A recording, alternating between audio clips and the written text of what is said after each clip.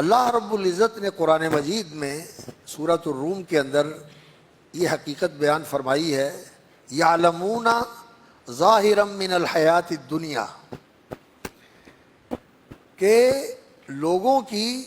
اکثریت کا یہ حال ہے، اس دنیا کے ظاہر کا انہیں علم ہے، جو اس دنیا کا ظاہر ہے، جس تک انسان اپنے حواس خمسہ کے ساتھ، یہ جو انسان کی سوجھ بوجھ کے ذرائع ہیں، دیکھنا، سننا، سونگھنا، چکھنا، محسوس کرنا ہاتھوں کے ساتھ، یہ جو انسان کے مادی حواس ہیں، ان کے ذریعے سے جس علم تک انسان کی رسائی ہوتی ہے، یہ دنیا کی ظاہر کا علم ہے۔ اور پھر وہ معانی اور وہ چیزیں جو ان ظواہر کے پیچھے ہوتی ہیں، اور وہ قواعد اور وہ کلیات اور وہ تبدیلیاں جو انسان اپنی عقل سے سمجھ کر، یہ حواس کی معلومات انسان ان کو ترتیب دیتا ہے، اور ترتیب دینے کے بعد پھر عقل سے سوچ کر اس سے اگلے مراحل تک پہنچتا ہے۔ یہ جو انسان کی عقل کی دریافت اور عقل کی جو انسان کی تحصیل ہے، جو کچھ انسان نے حاصل کیا ہے، اس کی انتہا کیا ہے؟ ایک تو اللہ رب العزت نے اس علم کو علم ظاہر قرار دیا، یہ ظاہر کا علم ہے، اور اس کی انتہا کیا ہے؟ اس سے انسان کو جو ادراک حاصل ہوتا ہے، اس کی انتہا کیا ہے؟ اللہ رب العزت نے فرمایا کہ ان یتبعون الا الظن، ان کے علم کی انتہا صرف ظن اور گمان ہے، اندازہ اور تخمین ہے، اور یہ ظن، یہ گمان، یہ اندازے اور یہ تخمینے حق کے معاملے میں انسان کی کوئی رہنمائی نہیں کرتے، یہ حق کے معاملے میں انسان کی رہنمائی نہیں کرتے۔ حق کی طرف اگر رہنمائی کرتے ہوں، یہ فلسفے، یہ ٹیکنالوجی کا علم اور یہ منطق کا علم اور یہ انسانی علوم اگر اس کی طرف رہنمائی کرتے ہوں، تو اللہ کی معرفت سب سے زیادہ فلسفیوں کو حاصل ہونی چاہیے تھی، سائنٹسٹوں کو حاصل ہونی چاہیے تھی، لیکن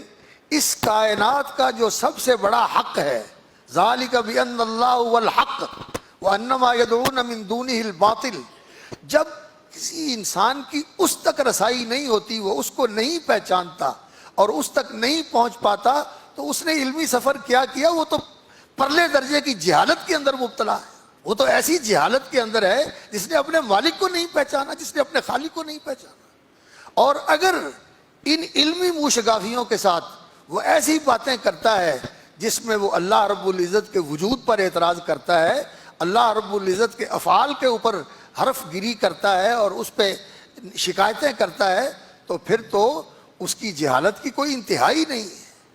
یہ دنیا کے علوم انسان کو حقیقت سے آشنا نہیں کرتے۔ سب سے بڑی حقیقت تو اس کائنات کی اللہ رب العزت کی ذات عالی، وہ ہے الحق، اور جو اس نے کہا،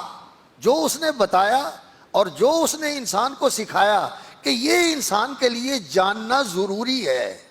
جس کی تعبیر نبی صلی اللہ علیہ وسلم نے فرمائی، اور صحیح حدیث ہے، شیخ الحدیث صاحب بیٹھے ہوئے ہیں ماشاءاللہ،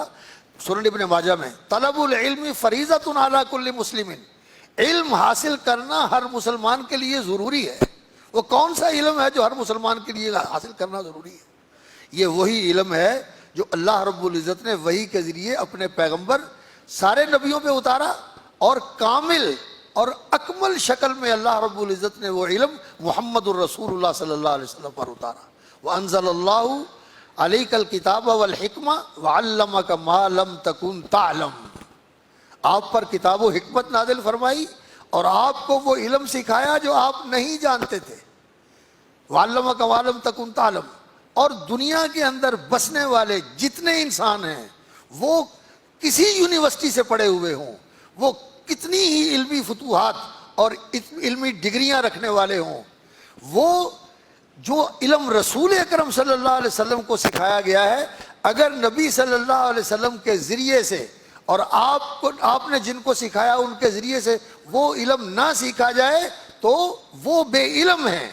وہ بے علم ہیں، وہ اس علم سے بے بہرہ ہیں۔ اور یہ بھی یاد رکھیں کہ علم علماء سے سیکھا جاتا ہے اور علم سیکھنے سے آتا ہے، سوچنے سے علم نہیں آتا، غور و فکر کرنے سے علم نہیں آتا، علم سیکھنے سے آتا ہے۔ تو وہ لوگ بے علم ہیں جب تک رسول اکرم صلی اللہ علیہ وسلم کا لایا ہوا اور آپ کا سکھایا ہوا علم نہ سیکھیں۔ اس لیے اس علم کی قدر و منزلت ہمیں معلوم ہونی چاہیے، اور جو اس کا مقام اور مرتبہ ہے اسی کے اعتبار سے ہمیں اس علم کی سرپرستی بھی کرنی چاہیے، اس علم کے اوپر خرچ بھی کرنا چاہیے، اور اس علم کے حاملین کی قدر و منزلت کا بھی اعتراف کرنا چاہیے۔